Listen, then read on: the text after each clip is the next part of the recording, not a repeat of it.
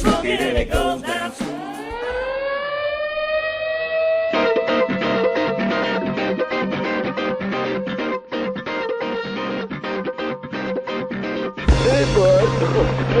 Now it's time for Toker Talk Radio, the voice of the marijuana nation. What are you people? On dope? Where you can toke. I inhale frequently. Or you can talk. I experimented with marijuana and didn't inhale. Or you can toke and talk. 10 federal criminal penalties for possession of up to 1 ounce of marijuana. While we talk about toke on Toker Talk Radio. So, by the way, when it comes to pot, you know, if you're 40 years old, you live in a log cabin in Oregon, you got 12 giant pot plants in your backyard, have a ball. Live from beautiful Portland, Oregon at Rolla J Studios. Hey, this is great. Just like cannabis.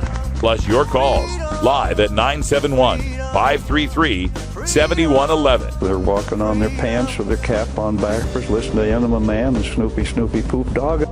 What's to keep somebody from getting all potted up on weed and then getting behind the wheel? Gateway theory doesn't work. It's a reality.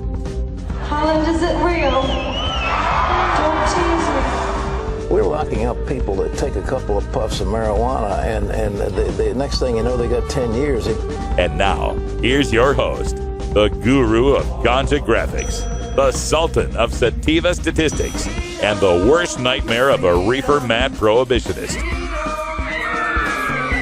A polite, perspicacious, productive pothead with a propensity for PowerPoint. Radical Russ Belville.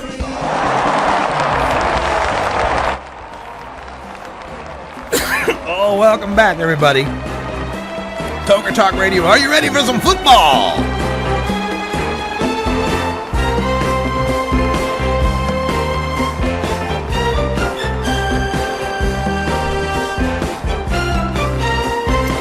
This story about Josh Gordon's got me fired up, I'll tell you. Because it's interesting the responses it brings out, not from the people that, you know, you expect the typical response from the mainstream, from the average Joe, from the beer drinker. Fucking weed heads, you knew it was tested, stupid pothead, couldn't get off weed, right? You expect that. That's natural, that's gonna happen, right? The interesting responses to me are from people who claim to be very pro-marijuana and pro-legalization, but are coming down on Josh Gordon for failing the drug test. And it reminds me, you know, if there's a Venn diagram to draw, there's some overlap with the people who are also pot smokers who think that there should be drug tests for welfare. Right? There's a similar overlap, ethically speaking, between this set of people. And it's this idea that anyone has the right to compel you to give them your piss under the threat of unemployment, homelessness, lack of education, or jail. Imagine this. I mean, it's become so part of the fabric of American life, the piss test. And let's just keep calling it piss test, by the way. It's not a drug test. It's a piss test. They're testing your piss. It's become such a part of the fabric of American life that some people have taken it so for granted and so accepted it that they're willing to endorse the continued oppression of other people under it, right?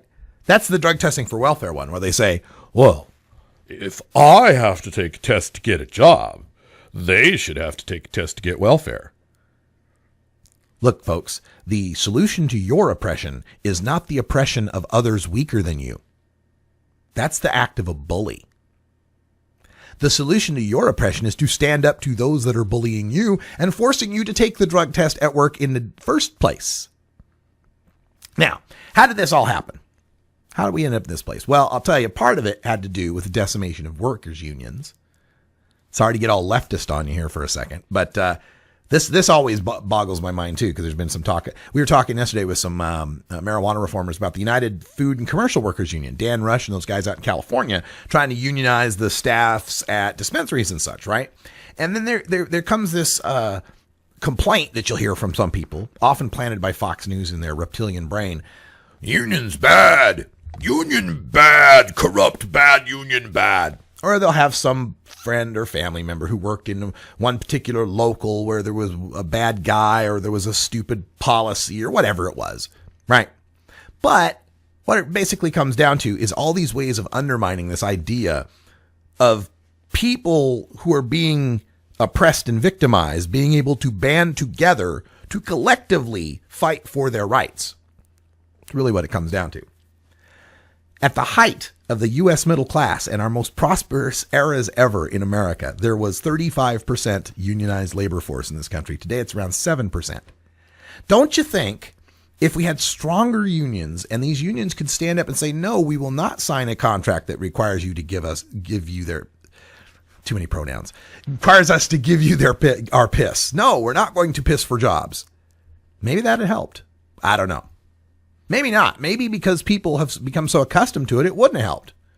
You never know. But I'm just surprised that as Americans, we've become so indentured to it. We've become so accustomed to the drug test that there are people out there being victimized by drug tests whose jobs they could lose over a drug test, who are hiding in garages to smoke their weed. People who listen to the show but never sign into the chat room because they don't want to get on a list and be found out, and somebody might know they're a pot smoker, and next thing you know, they lose their kids and lose their job. Those kind of people for whom this junk science, Orwellian drug detection technology could victimize them are some of the first to stand up and support it for others. They're some of the first to stand up and say, well, they ought to drug test everyone in Congress. They ought to drug test all the cops. Got to drug test all the people on the welfare. And my God, if you're an NFL football player making $1.325 million a year, you shouldn't smoke pot in case you fail your drug test. That's remarkable to me that people can think that way. That can be so lack of empathy, so lack of but for the grace of God go I. Nobody should be drug tested. You shouldn't be drug tested for your job. And the only thing about the Josh Gordon case or the Michael Phelps case that makes it so much more headline worthy is that it's in a sports metaphor where we have not only the most elite workers in that job, guaranteed, the most elite workers in that profession to compare to, but we have massive amounts of data to measure against all of them. And we can prove, yes, Michael Phelps is the greatest swimmer in the history of the planet. And we can prove Josh Gordon is the best wide receiver in the NFL last year. And they both smoke buttloads of pot.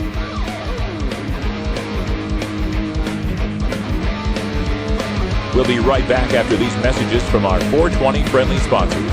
Support these advertisements because their ad money goes straight to the Russ Belville Show. You're tuned into the Russ Belville Show, the voice of the marijuana nation. Cast your eyes up to the skies. What is it to live and die? Calculated stars and lights.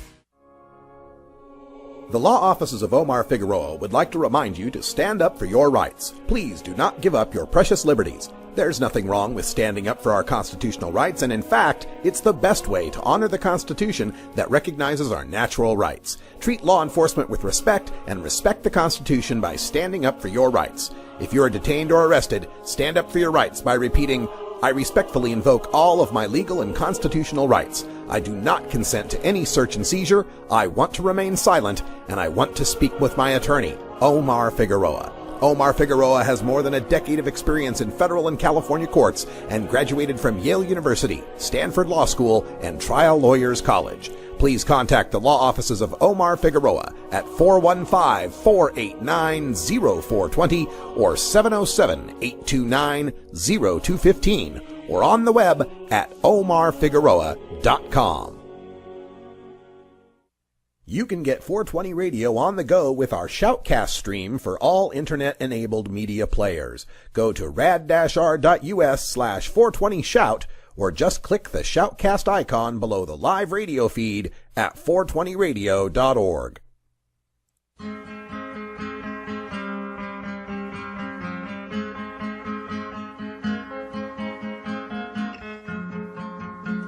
Got some music from Elliott Smith here. This tune's entitled High Times.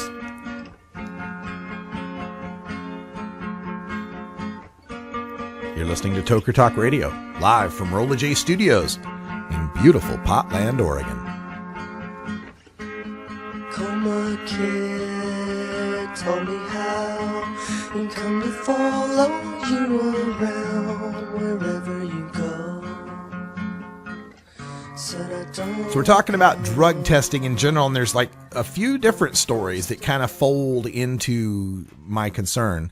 This most recent one, you know, the drug testing in the NFL, which treats marijuana much more harshly than like the NBA or most other, you know, NBA doesn't even test during the season because they would still like to have enough players to field an NBA. But the NFL has been pretty strict on it. And part of it comes down to their whole, you know, kids, role models. This is the children. Won't somebody think of the children? These kids can't be looking up to these players if they're pot smokers. It's illegal and it's bad. There's no slowing down with silver bullet tonight. I'm sorry. Yeah, brought to you by Coors Light, Budweiser, Miller, and every Viagra, Cialis, Levitra ad you could possibly shake a stick at. So, you know, nobody buys that excuse anymore, this whole role models thing, right? Especially when some of these NFL role models we're talking about, you know, carry guns in their sweatpants and, you know, get charged as accessories to murder and, you know, beat up their girlfriends. You know, so this whole role model thing, if they're caught smoking pot, rings a little hollow. But there's other aspects of this. I brought up the drug testing for welfare thing. That's another aspect. And another story that's still, you know, simmering there is Open Vape. Now, Open Vape is this company that makes vaporizers, vape pens. They won second best product in the latest Cannabis Cup. But the controversy is back on April 17th, they released a press release touting their employee drug testing program and how, well, it's not testing for cannabis. Unless, of course, there's an accident, and then we'll test for cannabis. But, you know, pre-employment and random, you know, we're testing for hard drugs of abuse because, by God, we want to have a safe workplace. As completely tone deaf as you could possibly be to the marijuana activist community. It's not the drug you're testing for that makes drug testing bad. It's not that we're all pissed off, pardon the pun, because they're testing us for marijuana. It's because drug testing itself is wrong, period. It doesn't matter what the drug is. And we get so many people in our community who will revile that. They'll say, no, marijuana is safe and it's herbal and it's natural and those other drugs are chemicals. They're man-made chemicals and they're terrible drugs of abuse and addiction. And we don't want to be working in places where people are on drugs of abuse and addiction. Oh. Well, that's just the same kind of demonization that gets used against marijuana smokers. Now, granted, marijuana is far safer. Won't dispute that at all. But most of these drugs are safer than what they're perceived of. Most people who do drugs do not have a problem with drugs, do not get high at the workplace. Every now and then they like to do drugs. Some of them, this forthcoming Memorial Day weekend, might go to the woods and ingest some psychedelic fungi. Might go to the ocean beaches and trip out a little bit for the weekend. 3-day weekend. Come back on Tuesday, completely sober, no problems. Other people might like to go out and dance in clubs, and they might like to take ecstasy or DMT, and they might enjoy themselves dancing on a Friday night or a Saturday night, and then they sober up on Sunday, and then they go to work on Monday. And they're productive, thoughtful, responsible members of society. That's all. They're no different than the guy who might like to do Civil War reenactments on the weekends, or the gal who likes to climb sheer rock faces with no safety equipment, or the dude who likes to jump out of perfectly good airplanes with a parachute on his back. Some people like to get their thrills chemically rather than physically or mentally. Sometimes it's a combination of all three or some variation of those parts. But everybody likes to have a good time.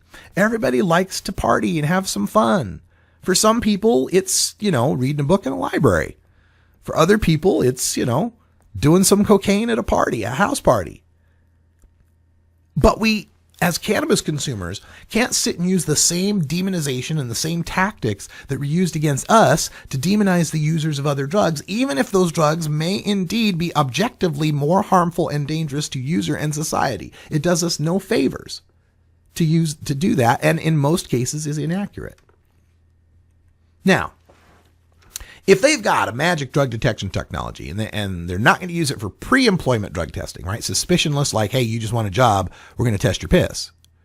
If it's not random drug testing, hey, you work for us, every now and then we got to have your piss. But it's limited just to like post-accident testing, and the limits are set such that there would be no shadow of a doubt the person would be too impaired to work, I could be talked into supporting that. Problem is, you devise that test that shows me someone is guaranteed too fucked up to work, and I got to ask about your management techniques. I got to ask about your supervisors. They need to be brought up. A guy this high got in to work on the forklift? And the problem with this drug testing too is it's all, reactive, right? It's reactive or it's random. We've already determined that you can't test everybody for no reason in the government because it violates their Fourth Amendment rights. And this is something that happens oftentimes when we're talking about government versus the corporate world and the Constitution. There's a recent flare-up of homophobia among these brothers. They've got a show on HGTV. Home and Garden TV, flip that house, or flipping houses, or this flipping house. I don't know what the hell it is, right? But anyway, there are these twin Christian brothers who spout off, anti-gay something. I don't know if they said something or they wouldn't build a house for gays. I forget what the exact controversy is this time. Had to do with the icky gays, of course. But anyway, so these brothers all upset, and the Christians are all claiming, no free speech. Their show got canceled. There's no free speech. We're being censored. There's no free speech. Well, as most people know, free speech, First Amendment, is a doctrine that applies to whether or not the government has the power to shut you up. Whether or not a corporate network decides not to carry your show anymore isn't censorship, nor is it a violation of the First Amendment. Well, that same kind of logic also applies to the Fourth Amendment, right? A lot of people get upset. I get upset. You've heard me rant about it a million times, but legally, constitutionally speaking, the government is not compelling you to hand over your piss. It does in certain circumstances that have been narrowly defined constitutionally as where there is a stronger, compelling government interest in the safety of the security of the citizens. But that passes this narrow constitutional test, right? And we're talking about like employment, private employment. Why? That's all voluntary. You're just volunteering to work for that company. And as a condition of working for that company, they would like a bottle of your piss. You don't have to work for that company that wants a bottle of your piss. And it's not really discriminatory toward you, because even though a lot of other companies want bottles of your piss before they'll give you a job, you don't have to work for them either. It's really just voluntary whether you go to work or not. Yeah, right. Voluntary if you don't want to be homeless. So, yeah, corporations have the power to compel us through circumstance and the fact they're not government to give our piss away in violation of our Fourth Amendment rights, in violation of the idea that we're innocent until proven guilty, that we shouldn't we shouldn't be coerced to hand over details of our most private life and our very bodies. But again, it's not the government doing it. It's a corporation. It's all voluntary.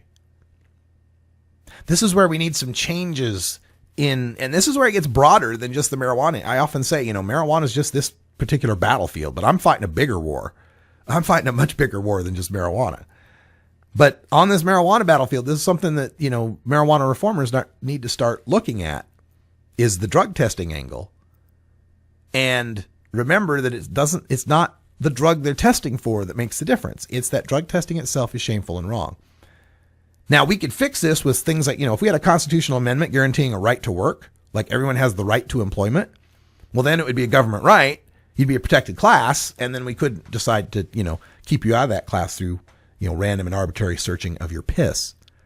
but we don't have a right to work. It was something FDR was kind of looking at back in the 30s, but never got through.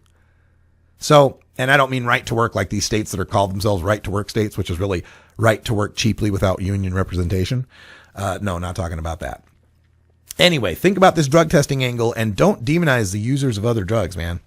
That doesn't help us in any way. It's also not cool.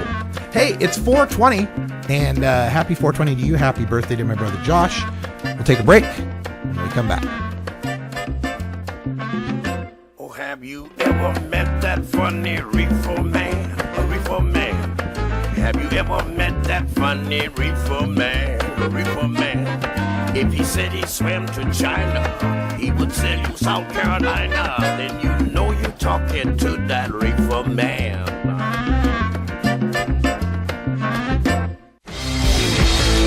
When you are starting up a medical cannabis business, you don't just want any attorney.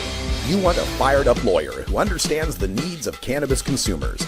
The law office of Lauren Vasquez is your fired-up lawyer for the cannabis industry. Lauren Vasquez knows the details of California marijuana law from both a personal and professional angle. Lauren Vasquez rose from the ranks of college normal activist to become one of the Bay Area's best marijuana lawyers. Visit her website, fireduplawyer.com, or call 1-855-MMJ-LAWS for more information. That's 855-665-5297 for Lauren Vasquez, your fired-up lawyer, or email fireduplawyer@gmail.com. The number again is 855-MMJ-LAWS, 855-665-5297 for your fired-up lawyer, Lauren Vasquez.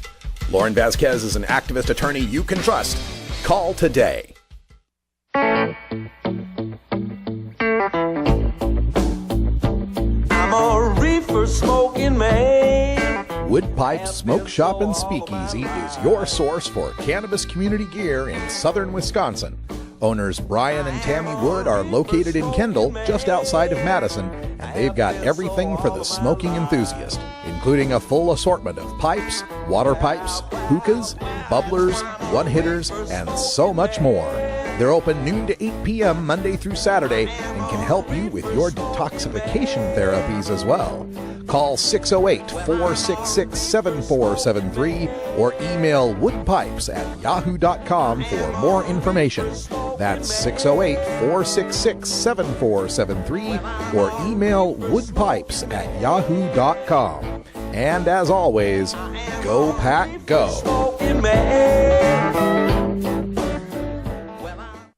420radio.org is proud to replay Weed Porn Daily with Oscar Diaz from Florida. Weed Porn Daily is dedicated to bringing you a cornucopia of content to make your sober time harder and your high time funnier. Catch the replays at 12 Pacific on Mondays on 420radio.org.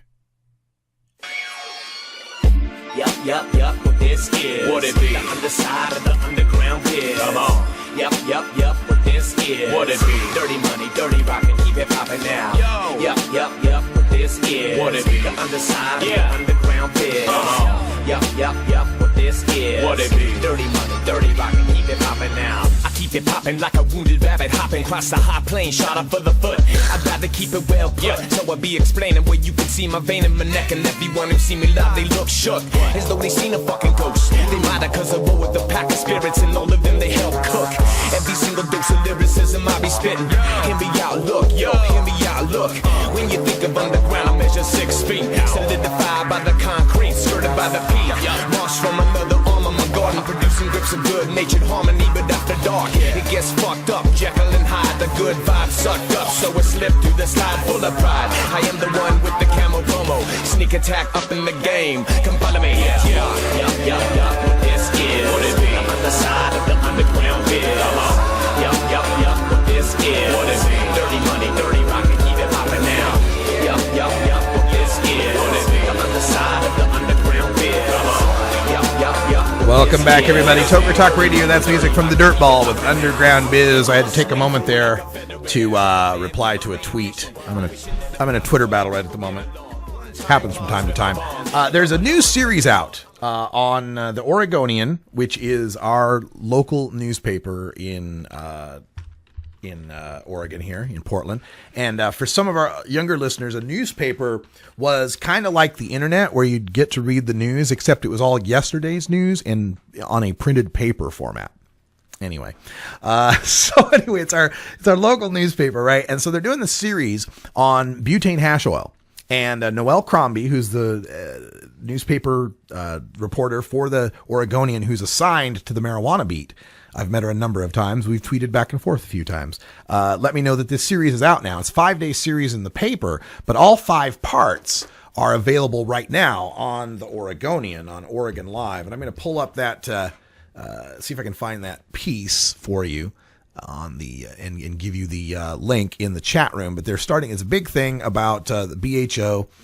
And we shall see. Where is it? I thought it was a big deal, and now I can't find it. Okay, I'll go through my Twitter feed and find it that way. But basically, this came out today, and there was there's parts in it where they describe vapor lounges and dab lounges, right? And so here's one of the links here. I can copy this one for you. This will take you to one of the stories, and then you can find the rest of them. But basically, they quote burn center people in Oregon saying butane-fueled blasts have sent 17 people to a Portland burn unit with serious injuries in the past 16 months. One of them died. And so I tweeted that out with the location, with the story link there. And it in the story also, they talk about, they go over these vapor lounges, and I did a tweet that said, "We're not ashamed of our medical BHO use," said patients who go by 420 nicknames and wonder why sham gets uttered, right? Because they were profiling some patients, that Kiefer Cat and Debbie Dank, and, they got these kind of names, right? And they want to try to, present a alternative wellness center when it's really a dab lounge. It's people dabbing, right? Now, whether or not they're getting medical benefit from their dabbing, I do not question. That's not the point, right? The point is, and it's something I brought up long before there was even dabbing, and it was just patient lounges, that when you're trying to shoehorn everything that is marijuana into this box called medical, you're going to come up with some absurdities that'll make people call bullshit, inevitably. And this is one of them, right? If you have a place where a bunch of people bring their drugs, hang out with each other and take drugs and pass around and exchange their drugs, that's a party. There's nothing wrong with that. I've been to many. It's a lot of fun. We have establishments all over Portland where people consume liquid drugs all the time. That many varieties. And sometimes, I don't know, does Oregon allow pitchers of beer? Some states don't allow like pitchers where you can share.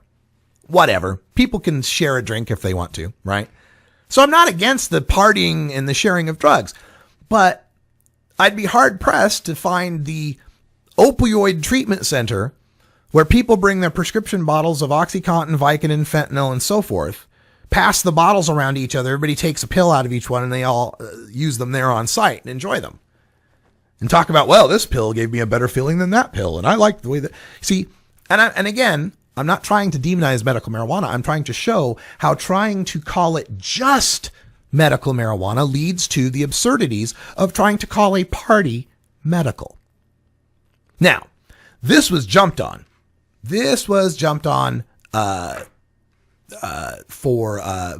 Scott Gagnon, who is a prohibitionist. He's one of the Project Sam type of guys, right? He jumped on this. And we was trying to pin me, and we're going here in a few rounds here. I'm trying to find the earliest one, but we've got a few rounds on this. And here it is. Yes, here's the deal. Medical marijuana has been voter-approved medicine, not science-driven. That is the universe you put it in, right? And he's trying to make this point about these people, were gauging their own medical use. To which I had to say, here's the problem that guys like Scott Gagnon and Kevin Sabet and the medical community and the pharmaceutical community and these guys that claim that it's crude marijuana plant and it's not scientific and all that. Here's their root issue. This is the root issue. Medical marijuana as a concept is a paradigm shift akin to the Protestant Reformation. And we're still fighting some wars over that. In both medical marijuana and the Protestant Reformation, people rose up against an established priest caste or medical caste, doctor caste, rose up against the established priest or doctor, rose up against the idea that you couldn't get salvation without the priest. You couldn't get to God without the priest and the pope and the father and the bishop and the Catholic and blah, blah, blah.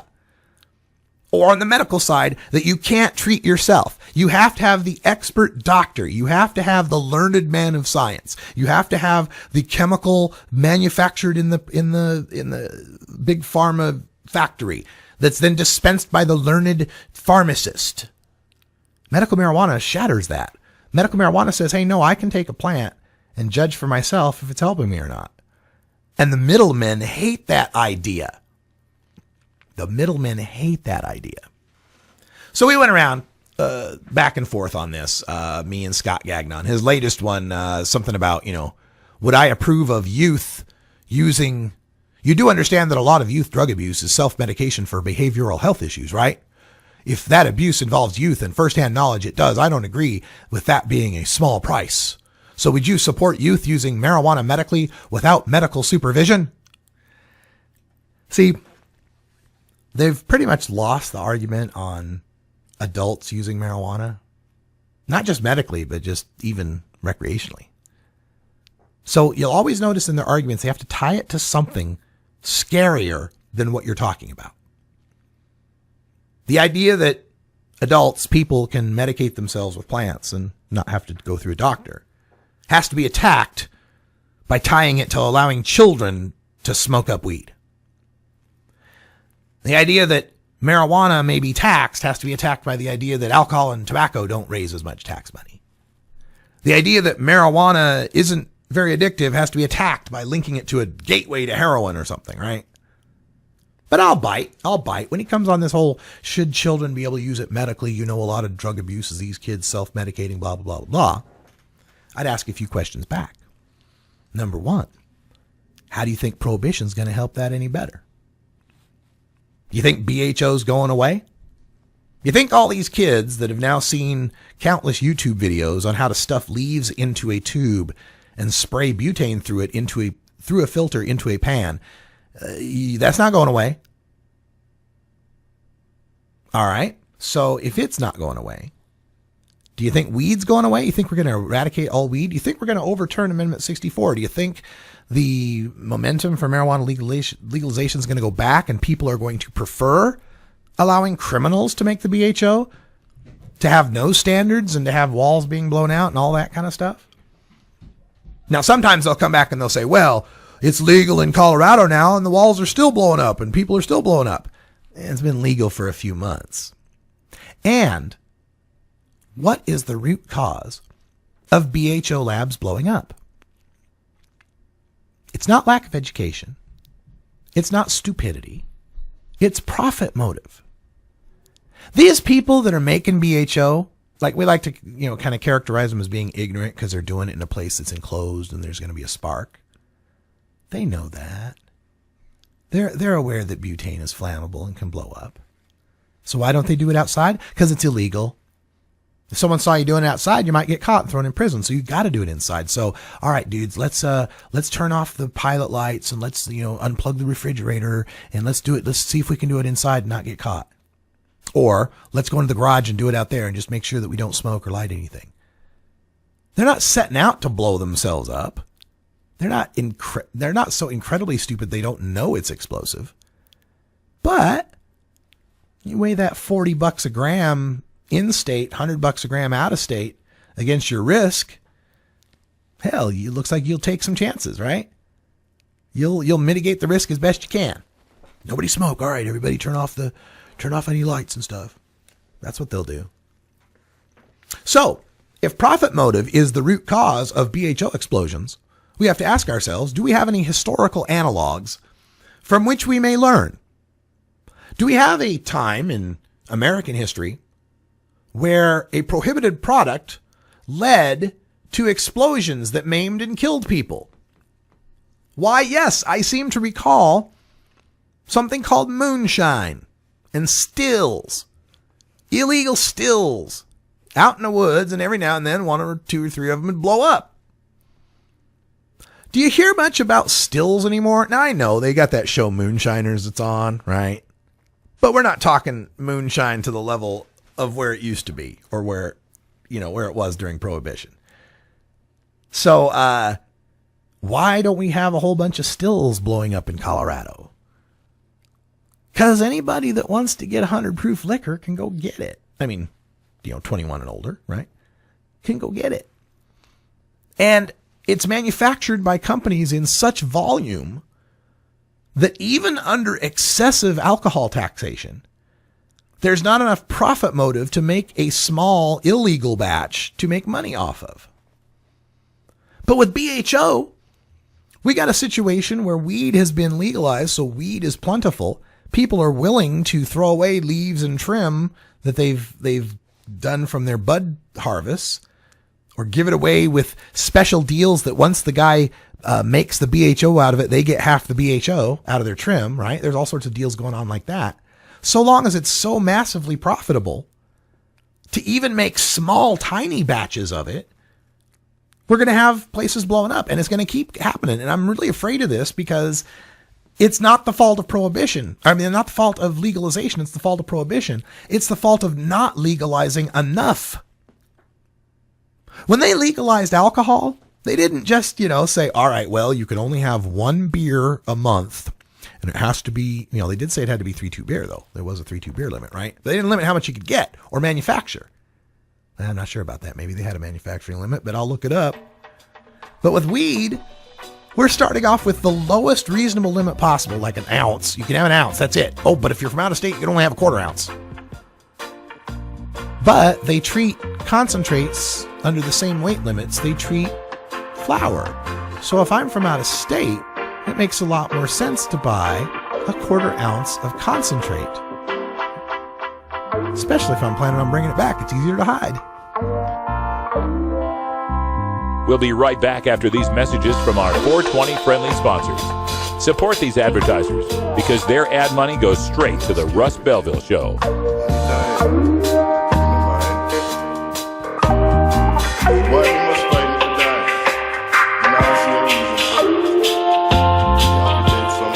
You're tuned into the Russ Belville Show, the voice of the marijuana nation.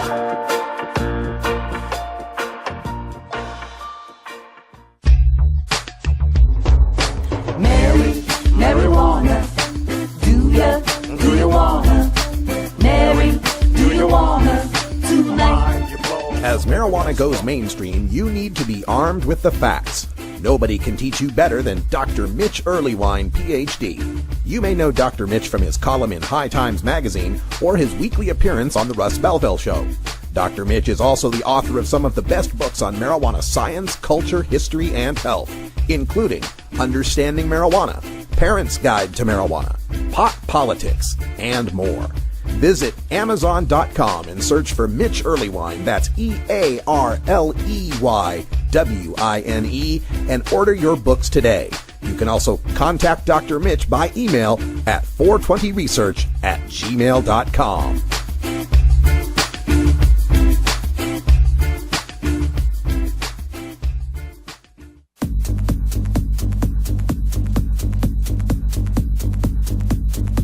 Support the Russ Belville Show.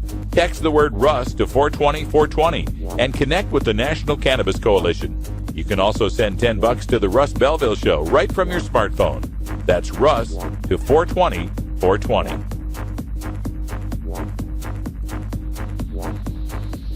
You're listening to Radical Russ on the Russ Belville Show.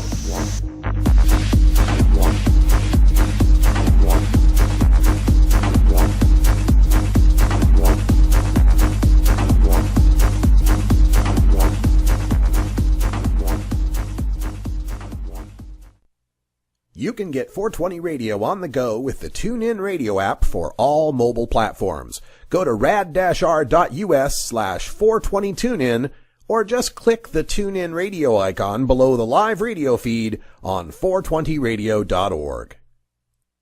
Georgia. Hi, this is Willie Nelson. Alcohol prohibition didn't work in the 1920s, and marijuana prohibition isn't working today. It's time we stopped arresting responsible marijuana smokers. It's the fair thing to do. For more information, contact NORML, the National Organization for the Reform of Marijuana Laws. Call toll-free 888-67-NORML or visit their website at norml.org. Yo, ragga, you don't know, say once again, it's all about the ever-ready, intelligent movement, collaboration scene. And right about now, it's all about the thing called the party vibes. Come on, all around the world, the people that feel nice, you see what I say? That's how the thing starts out. People to survive, the whole I wanna win. Box the hybrid, I make the box and sing. In the dance, I say I feel unity. The people get together feeling so high. We are one mind, one body, one soul. We are one people, one fight, one whole. We are one life, one breath, one hand. We are one child, one woman, one man. We are one face, one name, one pain. We are one heart, one blood, one vein. We are one struggle, one loss, one gain. We are one key, one lock, one chain. We are one race, one master, one slave. We are one war, one bomb, one brave. We are one time, one space, one dream. We are one hate, one love, one team. We are one light, one shadow, one vision. We are one rhythm, one wave, one mission. We are one faith, one sermon, one preacher. We are one lesson, one student, one teacher. We are when the people just survive, the whole I wanna win. Box the hybrid, I make the box and sing.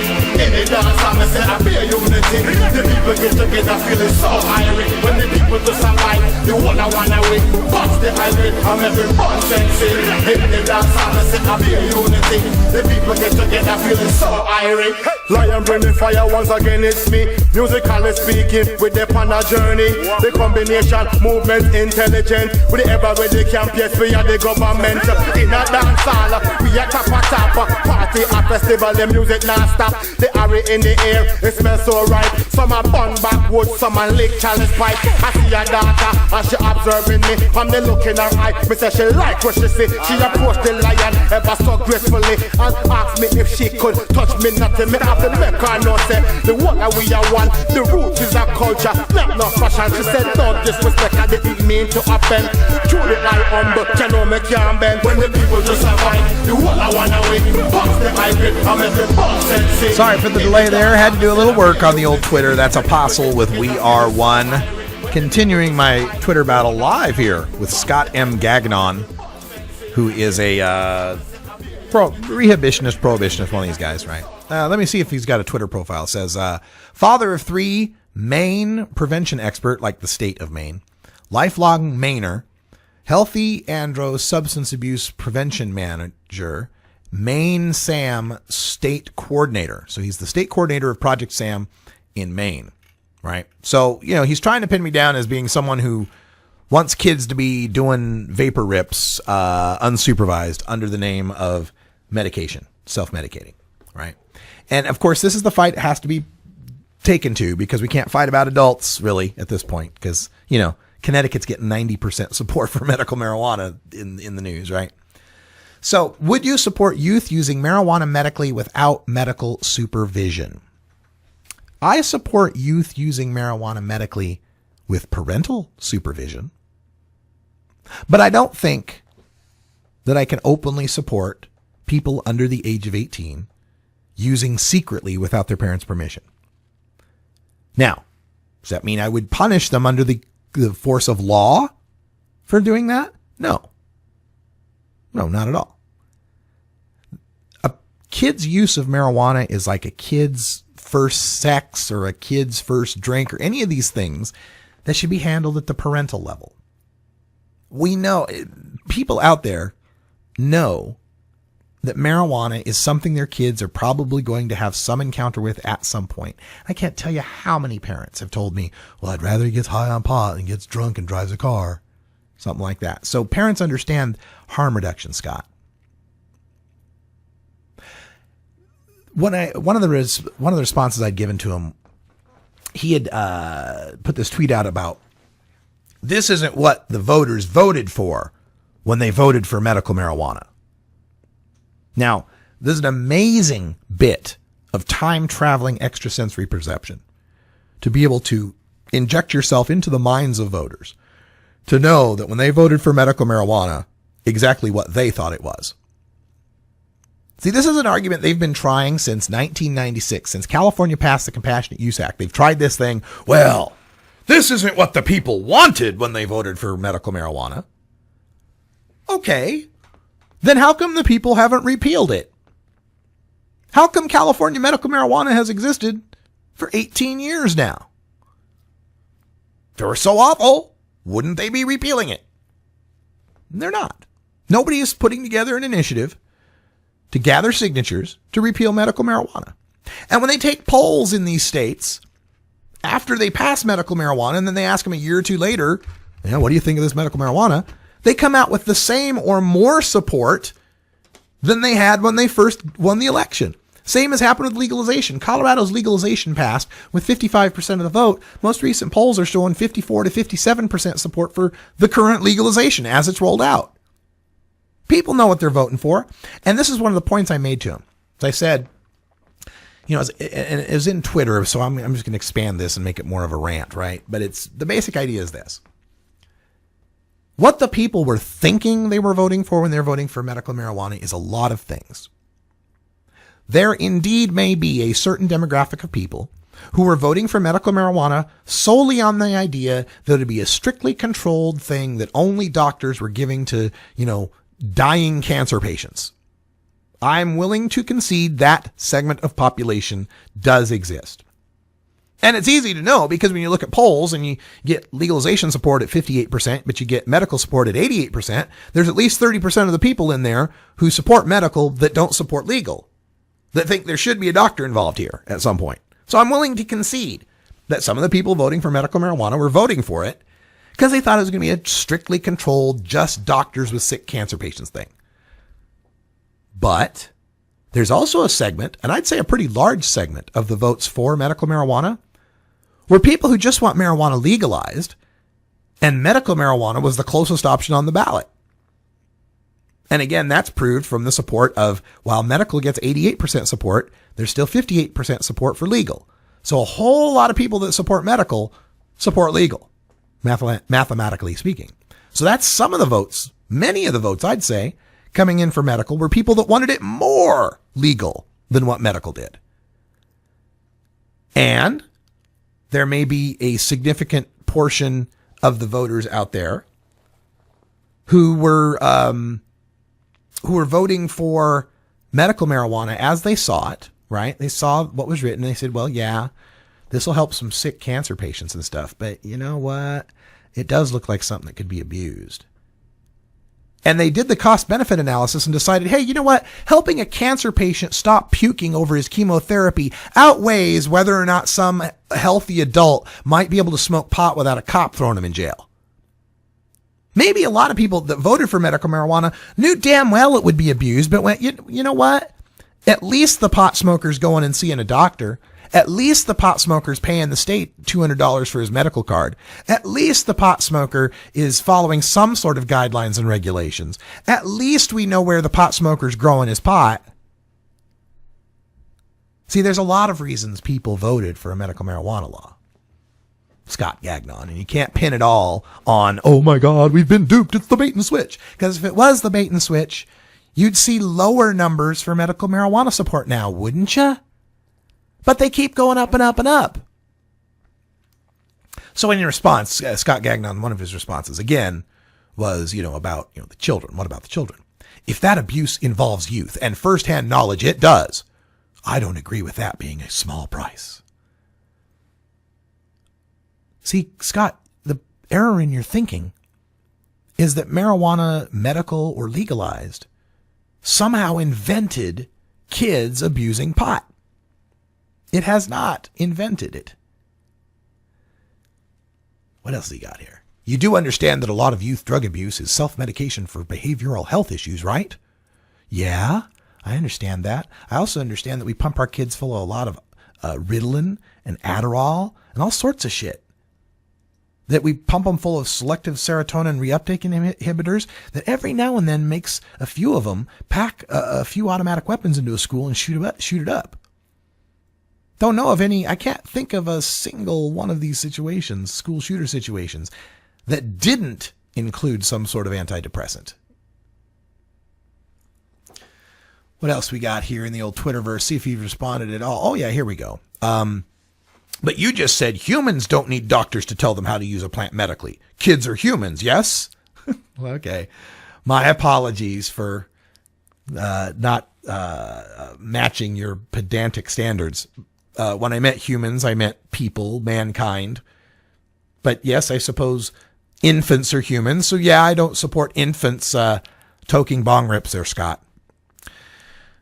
Or is it perhaps the case that medicine is a bit more serious than an ice pack? I had made the comparison of, he said, these people are supposedly treating themselves with no input from their doctor and no review from a medical professional. And I said, yeah, just like people with a bad knee might put an ice pack on it and not need a doctor to tell them that, and turns out just fine. So he's trying to diss me here on, well, medicine's more serious than an ice pack. Well, yeah. Yeah, it is. A lot of that medicine that you're peddling, Scott, that your side peddles to the kids, is a whole lot more serious. I just did an Instagram post on a commercial I saw last night for a drug called Risperdal. Have you heard of Risperdal? Risperdal was prescribed to men and boys off-label.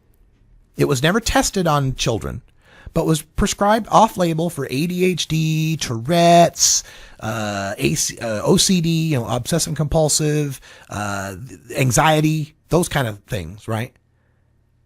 I wish you could see the picture. Here's the picture. I'll bring it up for you because, I love you guys. Here it is. Risperdal.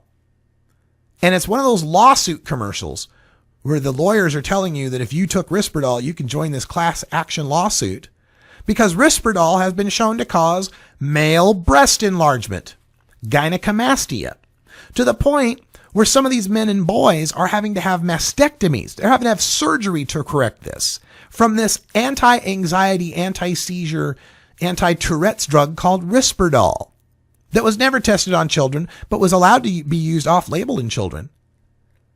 So, am I worried that some teenage boys might be smoking too much weed to deal with their anxiety or their depression or whatever it might be? They might be abusing it. Yeah, I'm a little worried about that. I don't want any, teenagers overdoing it on weed.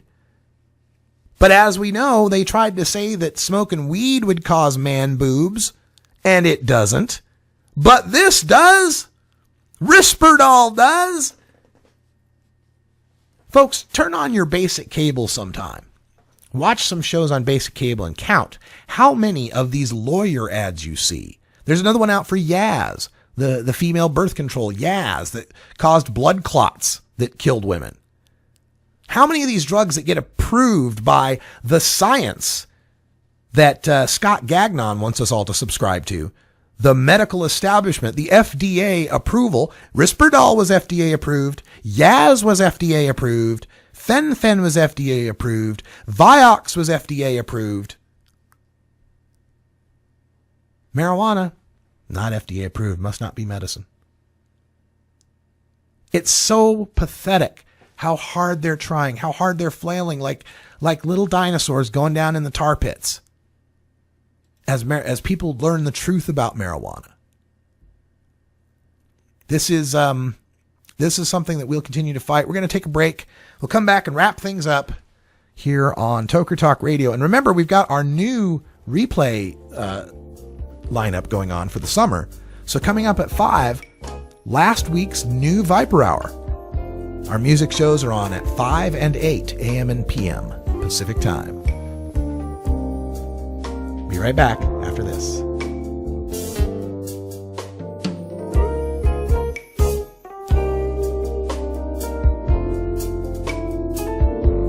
We'll be right back after these messages from our 420 friendly sponsors. Support these advertisers because their ad money goes straight to the Russ Belville Show.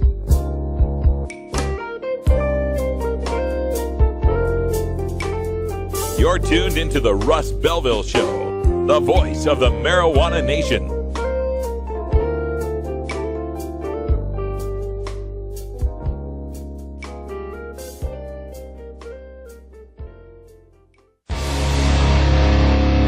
This is Radical Russ encouraging you to take a look at the Weed Blog every day.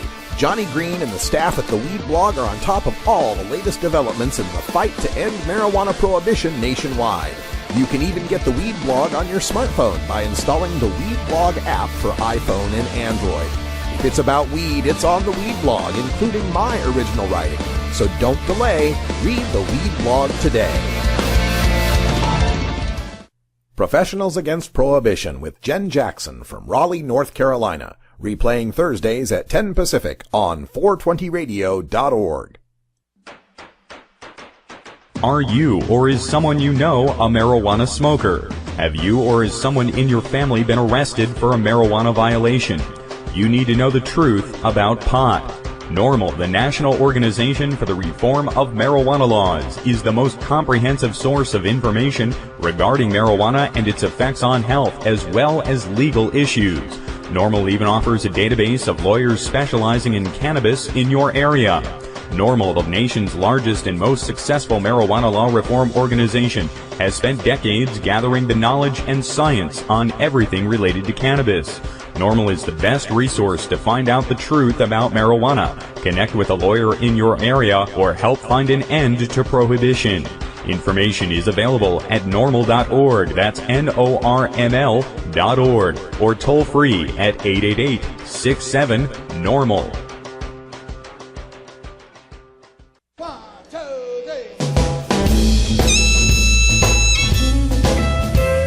All right, perfect for a Monday. We got the blues. Hell yeah, that's the Manish Boys. Singing about our favorite girl, Mary Jane.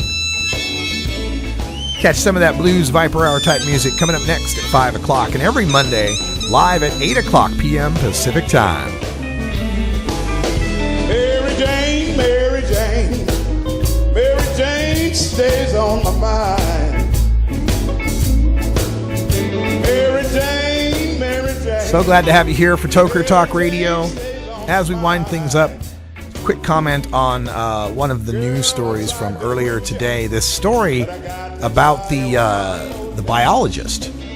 This is an interesting read in the LA Times. I'd encourage you to check out. It's a long piece, but where this wildlife biologist, Morad Gabriel, has been studying something called the Pacific fisher. I don't even know what the fisher is, like F-I-S-H-E-R, like Carrie Fisher, right?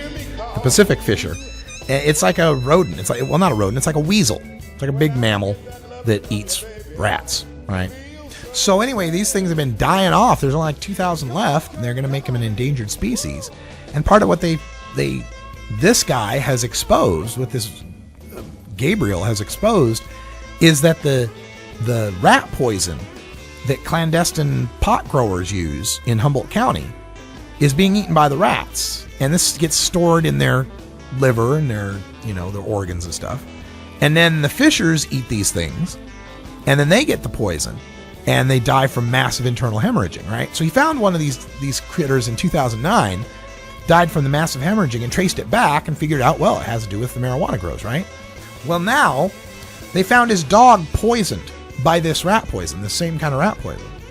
And they suspect it may be either Humboldt growers or Mexican cartel growers that are sending a message. And, when you look at the posts and stuff, you look at all the coverage of this, Humboldt and that whole grow area, they live by that whole snitches get stitches and end up in ditches kind of mindset, right? So there's a lot of fear here that this is retribution for him pointing out the environmental danger and what's going on. So that's the big marijuana we have today. That's the big marijuana we're fighting now. The big marijuana that poisons your dog. I'm not so worried about the big marijuana that sells it in adult-only stores and checks kids for ID. Pays taxes and creates jobs. All right, folks, that's all the time we got for today. Thanks for joining us. I'm on an airplane early tomorrow morning, making my way to Fort Lauderdale. There will be a replay show on tomorrow. It's a best of from last week. It's kind of interesting, 20-minute show that you can pass on to your friends and spread the word about the Russ Belville Show on 420radio.org. For every one of our 420radio.org VIP supporters, I'm Radical Russ. Thanks for joining us, and until next time, take care of each other, Tokers. This is the Russ Belville Show. The Russ Belville Show is blogging and podcasting daily at radicalruss.com.